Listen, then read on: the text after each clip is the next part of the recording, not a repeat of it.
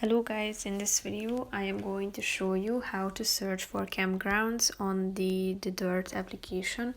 But first I just want to mention, don't forget to subscribe to my channel, because at 10,000 subscribers I am going to show you my whole YouTube revenue statistics and growth strategy, how to make money online. Now let's jump into it. First of all, open the app on your phone.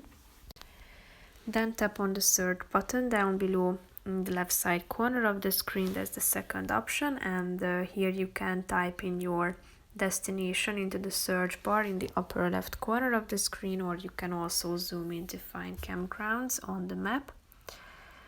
So select the state and then the campgrounds will appear to you, but you can also use the search bar at the top. Here are some recommendations, so here you can see the pictures attached and the information about the campground, so that's how you can search for them. That's pretty much it for this video, guys. See you in the next one. Bye bye.